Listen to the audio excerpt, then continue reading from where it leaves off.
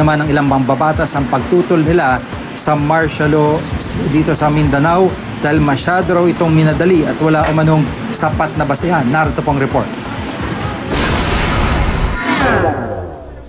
Malayo man sa bakbakan sa Marawi City, ramdam ng tubong Marawi na si Sol Sultan ang hirap ng kanyang mga kababayan na naiipit sa bakbakan sa pagitan ng gobyerno at Maute Group. Kaya naman para raw matapos ang karahasan, di lang sa Marawi kundi sa iba pang bahagi ng Mindanao. Suportado raw ni Sultan ang pagdedeklara ng martial law sa Mindanao. Sumunod tayo sa Pangulong Duterte. Kasi po, para siguro yan ang para mawala yung mga gulo sa Mindanao. Lagi-lagi kasi nakabarilan, tutukan. Si Danny De La Fuente, pinahirapan naman sa ilalim ng batas militar ni dating Pangulong Ferdinand Marcos. Magkahalong takot at pangamba ang kanyang nararamdaman sa pagpapatupad ngayon ng martial law sa Mindanao. Ako hindi dahil ako'y biktima mismo ng martial law ng panahon ng diktadurang Marcos. Ako'y labor organizer noon, hinuli, tinorture at kinulong ng hindi bababa sa 4 na taon. Nangangamba rin ng ilan na baka dumami ang mga insidente ng umano'y extrajudicial killings. Sinabi pa na baka hindi lang Mindanao kundi Visayas at Luzon. Anong ibig sabihin nun? Parang wina-warningan tayo na talagang gusto nila magkaroon national martial law. Kasi pag may martial law kasi maraming mga human rights violations dyan na mangyayari. Nung una kasi ito'y parang banta niya lang, declare martial law sa Mindanao. At ang another banta is gawing nationwide ito. Ang nakakatakot kasi yung banta ay gawing totoo. Pasado alas 9:30 kagabi, natanggap ng Office of the Senate President ang Proclamation 216 na nagdedeklara ng martial law at nagsususpinde sa privilege of the writ of habeas corpus sa Mindanao. Alinsunod ito sa saligang batas na nag-oobliga sa Pangulo na mag-report sa Kongreso matapos siyang magdeklara ng martial law. Isang oras naman matapos nito ay dumating na rin ang kopya ng proklamasyon sa tanggapan ni House Speaker Pantaleon Alvarez. Itinalaga na sa susunod na Miyerkules ang briefing ng mga miyembro ng gabinete sa mga kongresista. Ayon kay House Majority Leader Rodolfo Fariñas, napag-usapan na nila ni Senate Majority Leader Tito Soto na mauuna ang briefing sa Senado sa Lunes.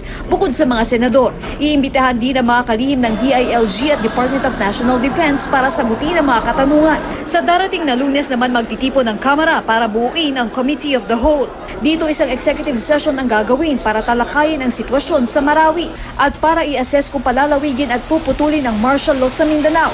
Nauna nang tumanggi si dating Pangulong Noynoy Aquino na magkomento sa pagdeklara ni Pangulong Duterte ng martial law sa Mindanao. Ayon kay Aquino, nais muna niyang mabasa ang kopya ng deklarasyon. Ayon naman kay Senador Bam Aquino, nirerespeto niya at kanyang mga kapwa-mambabatas ang desisyon ni Pangulong Duterte. Pero sisiguruhin daw nila na masusunod ang konstitusyon. Si Senador Kiko Pangilinan, tanggap na nasa kapangyarihan ni Pangulong Duterte ang pagdeklara ng martial law. Pero susuriin daw nila sa Senado kung may sapat na basehan para ideklara ito at kung dapat ba itong ipagpatuloy. Si Senador Mig Zubiri nananawagan sa publiko na ibigay ang buong suporta sa Pangulo. Naniniwala rin si Zubiri na dapat gamitin ang lahat ng hakbang na naaayon sa konstitusyon para sugpuin ang lawlessness at mga terorista. Si Senador Chis Escudero, pinayuhan ang publiko na maging mapagmatsyag. Para naman kay Senador Panfilo Lacson, nagkaroon ng failure of intelligence sa mga otoridad sa pagpasok na Maute sa Marawi City, bagay na itinanggi ng AFP. Paanong nakapasok yung ganong karaming armed group? Tapos at the time when the PNP was conducting operations sa Pilon, di ba? Sina Senador Sonny Trillanes at Risa Ontiveros, binatikos ang ani ay mabilis na pagdedeklara ng martial law ni Pangulong Duterte. Yung pagdeclare ng martial law for the whole of Mindanao ay hindi kinakailangan. Parang naging yung trigger happy na kating-kating mag-declare. Nagkaroon po nitong mga mararahas at teroristang aksyon ng Maute Group sa Marawi City.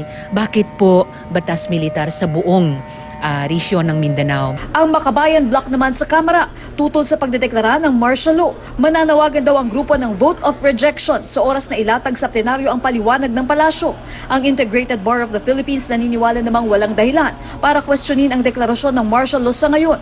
Malinaw naman daw kasi sa saligang batas na may kapangyarihan ang Pangulo na magdeklara nito. Makakaasa rin daw ang publiko na malinaw sa konstitusyon na hindi mababawasan ang kanilang mga karapatan.